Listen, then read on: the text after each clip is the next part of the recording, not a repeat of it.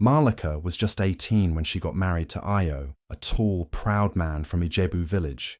She had dreams, sweet, innocent dreams, of a happy home, of laughing children running around, of a husband who would love her like the sun loves the morning sky. Everyone in the village said she was lucky. Ayo had a small business and came from a respected family.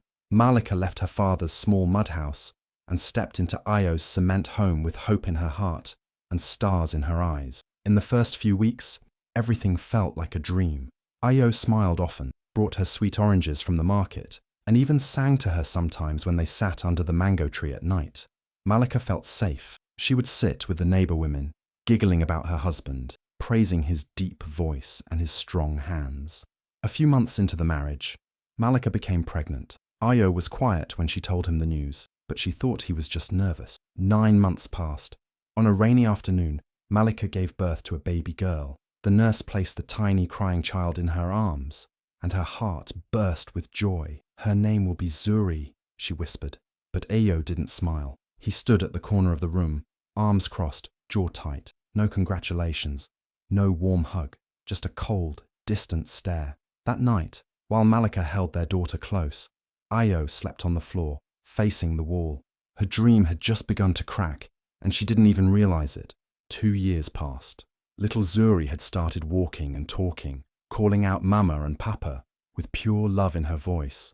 Malika hoped that Ayo would soften. Maybe with time, he would fall in love with his daughter. But Ayo never changed. He barely looked at Zuri, never held her, and never smiled when she laughed. Malika still tried her best, cooking his favorite food, keeping the house clean, staying quiet when he shouted. Then Malika became pregnant again. She was nervous, but hopeful. Maybe this time, if it's a boy, things would be better. Maybe Ayo would hold her hand again. Maybe love would return. But when the second baby came, and the midwife whispered, "It's a girl," the room went silent. Ayo walked out without saying a single word. From that day, the real nightmare began. "You are useless," Ayo said that night. "You can't give me a son. You cannot carry my name forward. You are a shame." His words cut deeper than a knife. Every day became a punishment. Malika wasn't allowed to eat until he was full. Sometimes she didn't eat at all. He stopped giving her money. Slaps became normal. Kicks came without warning. He called her names in front of the children. "You are a curse!"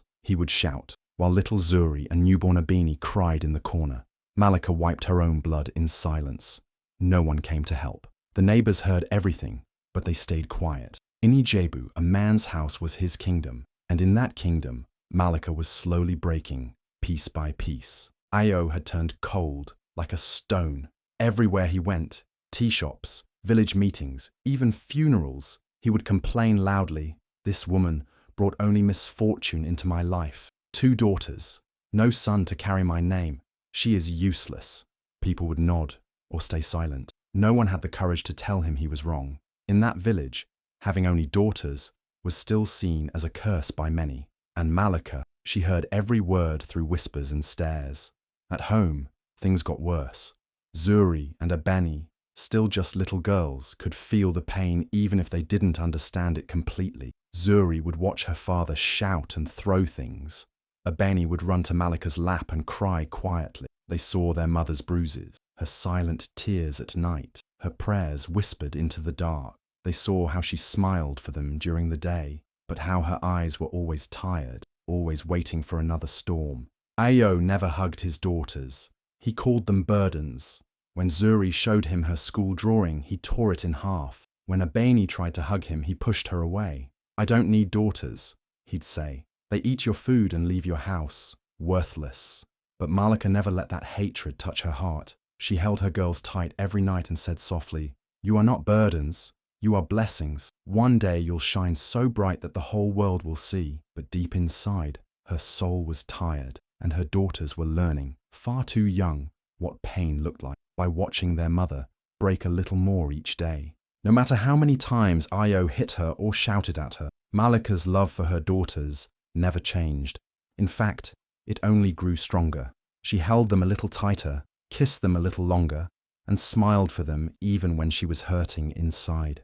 Her body was tired, but her heart refused to give up. She wanted a different life for Zuri and Abeni, a life full of dreams, not fear. So every morning she would dress them in their faded school uniforms, tie their braids neatly, and pack whatever little food she could manage. Ayo never gave a single naira. He didn't even ask where they were going, but Malika made sure they went to school every single day. She would walk them to the gate, wave goodbye, and whisper, "Learn well, my star. One day you will shine." But Malika had a dream too, one she kept hidden from the world. While the village slept during hot afternoons, Malika would sneak to Mama Folu's house, a kind old tailor who lived 3 lanes away. There, behind closed doors, she learned how to sew, slowly, carefully. Her fingers trembled at first, but soon they moved with confidence.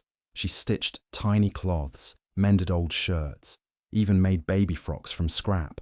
It wasn't much, but it was something. She didn't tell Ayo. He would never allow it. He wanted her weak. He wanted her scared. But inside her, something was changing. A quiet strength was building, thread by thread. At night, as she watched her daughter sleep, Malika would whisper to herself, "One day, our time will come, and when it does, nothing will stop us." That belief was her fuel, her fire, her secret power. It was a hot afternoon when everything changed. Ayo came home drunk. His eyes were red, his shirt half open, and his mood worse than ever. Malika had just served food to the girls and kept his plate ready on the table. But Ayo looked at her with rage. "This is what you made?" he shouted. "You can't even cook properly." Before she could answer, he threw the plate to the floor. The food scattered everywhere. Zuri and Abeni froze in fear. Then it started. Ayo slapped Malika so hard she fell against the wall. He kicked her in the stomach, pulled her by the hair and screamed, "You ruined my life!" The girls cried loudly, begging him to stop. But Ayo didn't stop. In his anger, he picked up a wooden stool and hit her arm with full force. A loud crack. Malika screamed in pain as her arm twisted unnaturally. She couldn't move it. The pain was sharp, burning, blinding. Her daughters clung to her, sobbing. But Ayo just walked out of the house like nothing had happened. The neighbors heard everything. Some peeked through their windows. Some stood behind half-open doors. But no one came.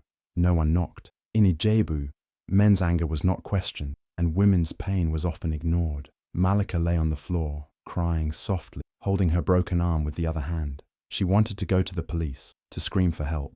But who would listen? Who would believe her? Ayo had friends in the village council. He had power. She had silence. That night, with one arm wrapped in a piece of cloth and 2 daughters sleeping beside her, Malika realized something deep in her soul. This pain would never end on its own. Something had to change. Ayo was no longer the man people once respected. His drinking got worse, and gambling became his new addiction. Day and night, he sat with men under the neem tree, throwing dice, shouting, and losing money he didn't even have. He would come home empty-handed, angry, and more violent than ever. The house, once filled with Malika's quiet hope, now echoed with fear. Soon, the business Ayo had inherited from his father collapsed. His clients stopped trusting him. His shop closed down. Then came the final blow. He was fired from his part-time job at the rice mill for stealing money. He blamed Malika, shouted at the girls, and punched walls. But the truth was clear to everyone. Ayo had destroyed his own life. And slowly, something inside Malika changed too. She didn't cry as much anymore. She didn't beg. She didn't ask for mercy. She just became silent, like the calm before a storm. Every day, she packed 1 extra roti in a small tin. She folded a dress or 2 and hid them behind old sacks. She waited, quietly, patiently. Then, one morning, just before sunrise, Malika took her daughters by the hand. Zuri was 9, Abeni only 6. Without making a sound, they stepped out of the house. No bags, no noise, just courage. She didn't leave a note. She didn't say goodbye.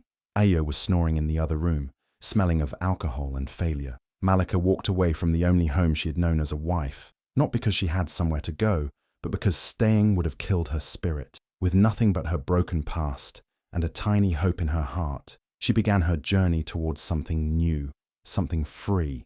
Kumasi was loud, busy, and nothing like the quiet village of Ijebu, but to Malika, it smelled like freedom. She and her daughters arrived with almost nothing, just 2 sets of clothes, a small bag, and a heart full of pain. But pain had taught Malika something powerful: how to survive. She found a tiny one-room space in a crowded neighborhood and started working as a tailor. At first, she stitched clothes for neighbors, fixed old garments, and even made uniforms for schoolchildren. Word spread slowly. People started saying, "Go to the woman with the calm eyes. She sews with magic." Her hands worked all day. Her back ached at night, but her heart was steady. For the first time in years, she was safe. Zuri and Abeni didn't disappoint her. Zuri studied like her life depended on it. She spent nights under a flickering bulb, reading, dreaming, pushing herself forward. And she made it. She got a scholarship, finished medical school, and wore her white coat with pride. People started calling her Dr. Zuri, the miracle girl. Abeni, quiet but brilliant, fell in love with computers. She would fix phones, break apart old radios, and learn coding from borrowed books. Years later, she became a software engineer, building apps, solving problems, and giving speeches at tech events. One day, someone posted their story online with the title, "From Broken Bones to Breaking Barriers." It went viral. People were shocked, inspired. Women cried reading it. Daughters hugged their mothers. And somewhere, in a small tailor's shop in Kumasi, Malika smiled quietly. She had risen from the ashes, and her daughters, they were flying high, proof that even in the darkest night, love and courage can light the way. Years passed, and while Malika and her daughters rose, Ayo kept falling. He had nothing left: no job, no home, no family. The same friends he once drank and gambled with now ignored him. He wandered the streets of Ijebu like a ghost. Dirty clothes, empty eyes, hands stretched out for coins. Some gave him food, others just walked past. People whispered, "That's Ayo, once so proud. Now look at him." His body grew weak. Years of alcohol and anger had eaten him from the inside. One day, he collapsed on the street, coughing blood. Someone called an ambulance. He was taken to a government hospital in Kumasi, the same city where Malika and the girls had built their new life. Zuri was working that day, wearing her white coat, checking patients in the emergency ward. A nurse came running and said, "Doctor, there's an old man in bed, 6. He's very sick." Zuri walked in, took one look, and her heart stopped. It was him, her father, older, thinner, broken. His beard was unkempt, his skin dry and pale. He didn't recognize her. He didn't know that the woman checking his pulse, adjusting his drip and giving him water, was the daughter he once called a burden. Zuri said nothing. No anger, no revenge, just quiet care. She treated him with the same kindness she gave every patient. Her hands were gentle, her voice calm. And as she walked away, her eyes filled with tears. Not for him, but for the little girl who had once begged him for love. Sometimes, life doesn't shout justice. It whispers it, softly, like a daughter healing the man who once broke her. Ayo had been in the hospital for 3 days. His condition was stable, but his spirit was broken. He barely spoke, barely ate. One afternoon, Zuri walked into his room with a file in her hand. She stood beside his bed and looked at him for a long time. Then softly, she said, "Do you know who I am?" Ayo looked at her with tired, confused eyes. He shook his head slowly. "I'm Zuri," she said, her voice trembling. "Your daughter, the same girl you never wanted, the one you never hugged, the one you called a burden." Ayo's eyes widened. For a moment, he couldn't breathe. Then, like a dam breaking, the tears came. He wept, like a child. Loud, helpless sobs filled the room. He tried to sit up, tried to hold her hand, but she stepped back. "I took care of you," she continued, her voice steady now, "because I'm a doctor, because I'm human, but not because you were my father." Ayo broke down completely. "I'm sorry," he cried. "I was a fool. I didn't know. I didn't see." But sorry had come too late. Later, the nurses told Zuri, "He keeps asking to meet your mother. He wants to say sorry to her too." Zuri went home that night and told Malika everything. Malika stood silent for a long moment. Then she said, "No, I don't need his apology. I don't want to see him." Her voice was calm, not bitter. "I gave him enough of my tears. I don't owe him anything now." That was the end of it. The final page of that chapter. Some wounds heal, some leave scars, and some people never earn the right to be forgiven. Years later, Malika stood on a small stage, wearing a simple cotton sari and holding a microphone with steady hands. Around her sat dozens of women, some with bruises, some with tired eyes, many holding the tiny hands of their daughters. Behind her was a banner, Daughters of Light, a safe home for mothers and girls. It was her NGO, her dream, her mission. Malika had turned her pain into power.